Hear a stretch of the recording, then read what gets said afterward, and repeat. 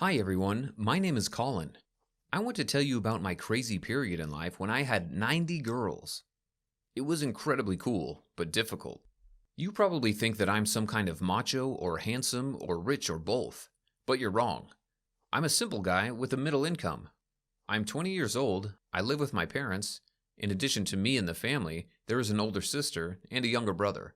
My parents love my sister most of all because she is a hard worker, and younger son because he is the youngest. But I was loved for nothing. Yes, I grew up a blockhead, so many people tell me.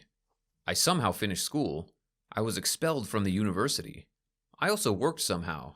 I helped my mother in her business. I never sought to win women's hearts, even though I loved girls. Well, then something in me switched.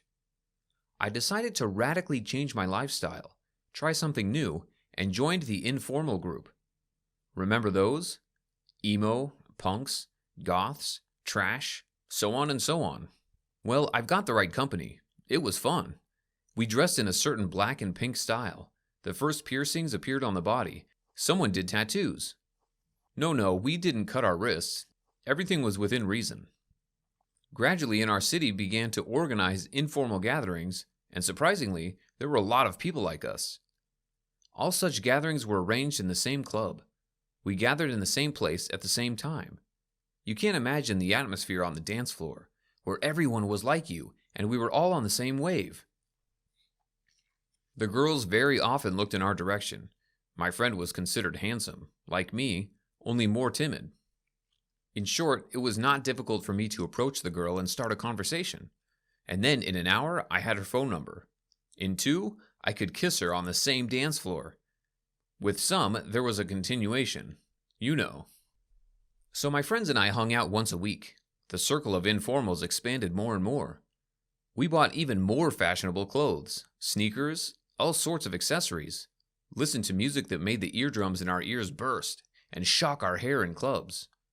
It was our atmosphere.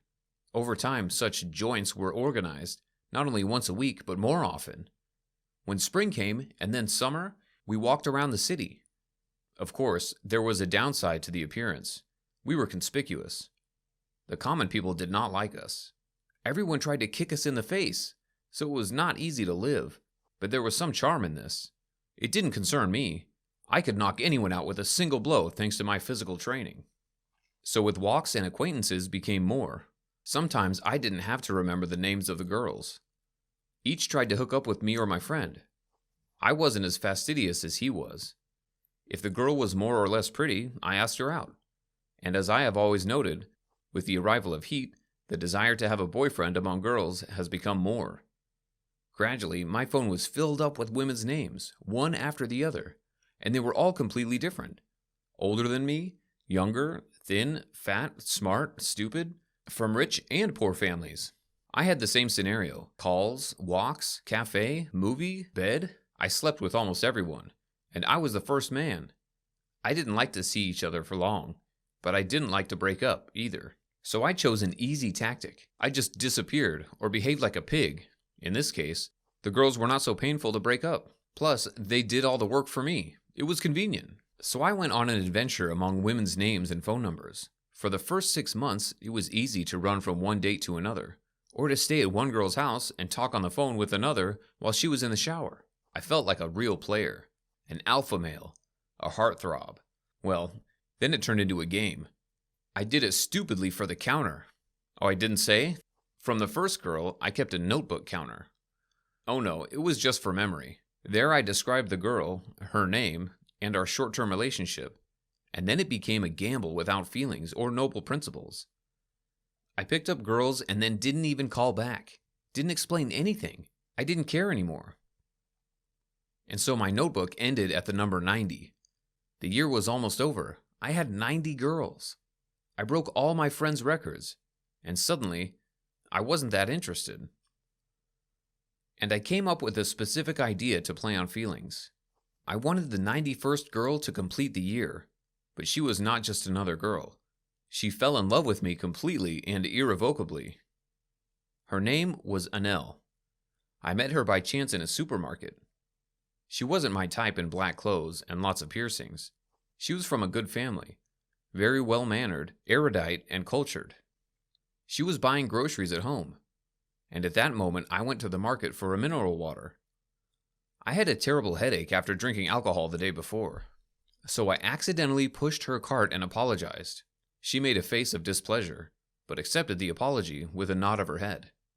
I immediately liked this look. 100% bitch. I challenged myself with a hangover. She's my 91st girl. It seemed easy to do this, given that the new year was approaching. Gifts and the mood itself was becoming romantic. Annelle avoided me for a long time. After shopping, I followed her and saw that she lived nearby. At first, I even wondered why she was acting like this. Did she not like me? This can't be happening. I went to her door every day and waited for her to come out.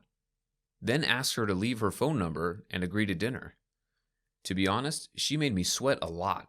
I've been chasing her for almost 3 fucking weeks. I was already getting angry that she wasn't available. Well, then I went to concrete measures. I rang her doorbell, her mother opened it, I held out flowers and asked to call Annelle. She left simply taken back by the impudence. Look, if you think you can just break into my house and get my parents and ask them to call me, you're wrong. People like you are not for me, so please leave, she said. I didn't prepare an answer to that. And then realizing, I made a condition. If you go on a date with me, I'll leave you alone, I said. If you don't, I'll keep coming to you.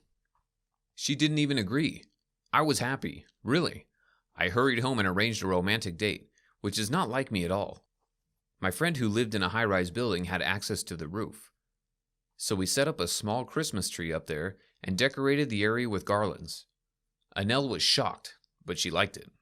I knew that something special had to be prepared for her. After she made a wish, I took her to a nice coffee shop where we had pumpkin soup. All evening we laughed and chatted. It was wonderful.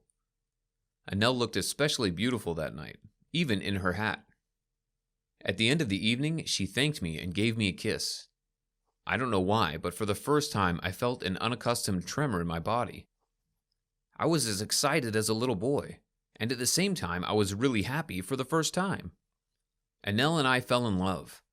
In a couple of weeks, we were supposed to celebrate the new year. I was preparing to introduce her to friends, but her parents found out about us and were against it. And no matter how stubborn I was, no matter how much I said I didn't care what they thought, she couldn't go against their decision. When we parted, I felt another new feeling. Pain and regret. This is how I met the new year, with a broken heart, alone. We never saw each other again. I heard she left. Sometimes when I think of her, I feel terribly bad, but she was the best of almost 100 girls and has remained so. Hi everyone, I'm Brooke. I'm sure you've fallen in love and gone crazy about it. Love either gives you wings or pulls you down. In my story, I experienced these 2 moments. I remember it was my last year at school.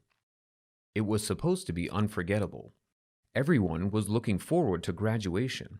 My friends and I had already chosen a couple to go to prom with. No, we didn't ask the girls, we told them. Everyone wanted to hang out with us, which was not surprising, because we were part of the school's football team, where I was the captain. The director of the school loved us in a special way. No, this was not due to the fact that our parents sponsored the school, but probably because it couldn't be any other way. My father owned a chain of car washes in the city, and my mother owned a beauty salon, which was the largest in Florida, and I was still in high school, doing all my best. I had never received my share of female attention. My parents tried to give birth to a handsome boy like me. As I said, I had my own group of friends. We had all been friends since childhood, and our parents since their student days. The boys and I liked to have a good time at parties, so we went to the club and spent the evening. Everything went as usual. We were drinking, Norman was hitting on girls, and we were conquering the dance floor. I think I had too much to drink, so I went outside to get some air. Just a couple of meters away, I saw some bastards teasing a girl. She was crying and calling for help. I never thought of myself as a hero, but I must have been so affected by alcohol that night. In general, there was a fight, and I was beaten. I lost, but I won, and I saved her. She was ordinary, too modest, frightened, and scared. I laid on the ground, unable to move or breathe. My ribs were broken. She sat on the ground and cried over me as if I were dead. "That's it, stop crying, it's all right," I told her. She was still crying, but she managed to say thank you. And that's how we met. Her name is Brittany. It turned out that she had recently moved to our city. She was a little older than me and worked as a music teacher at the local music school. As I said, she was plain to me, but somehow she was still attractive. Britt spent the next week writing to me, asking how I was feeling, and once inviting me to dinner as a gratitude for the rescue. I went to her house on a Friday night. A gorgeous girl in a tight black dress opened the door for me. I didn't recognize her, and she was even more confused. "I'm not used to dressing like this," she said, looking down at the floor. Britt was an orphan. From the family, she had a younger brother. Now he was being raised by an aunt, and she dreamed of taking him to her. But that required money, so she saved it by teaching private music lessons. I won't go into more details, but we spent an interesting evening in her cozy little apartment, so we started dating. I don't know how, but I felt that I was good with her. Under her modest shell, I discovered a surprisingly sensitive, understanding, and kind girl. She always had interesting conversations, read lots of books, and could argue with me for hours. You know, it was pretty good. I felt like I was gradually losing my mind. I started spending less time with my friends, and I spent weekends with Britt. It was as if we replaced everyone else, and we were happy about it. A couple of months passed. As I said, we didn't see each other that often because of her work, and it was driving me crazy. I wanted to see her every day, to protect her, and to be with her. Britt called me one day in tears. One of the thieves stole her car and crashed it. Yes, it was a pile of iron junk. I don't know how the thief survived, but he managed to escape. My girlfriend was terrified. I knew that she had earned that car fairly. Even though Britt made me promise to give her no more than $20 in gifts, I couldn't bear to see her like this, so I gave her my car keys.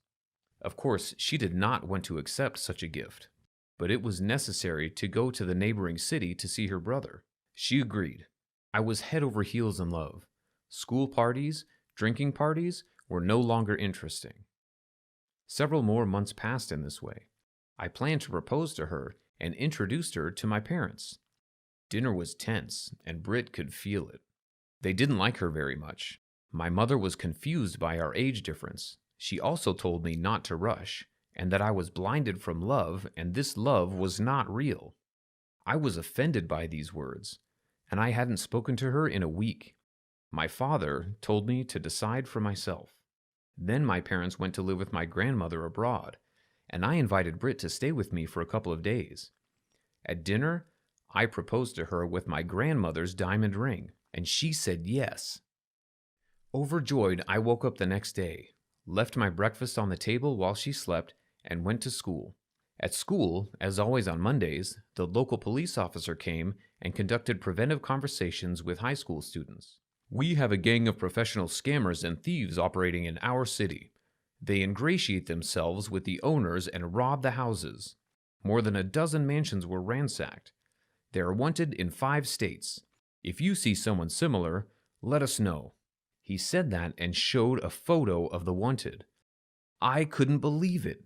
I feel like I've been doused in cold water. "Holy shit," I shouted. The photo was my girlfriend with those guys who supposedly attacked her that very night. We arrived at my house with the police. I was still in a state of shock. Yes, the house was completely ransacked.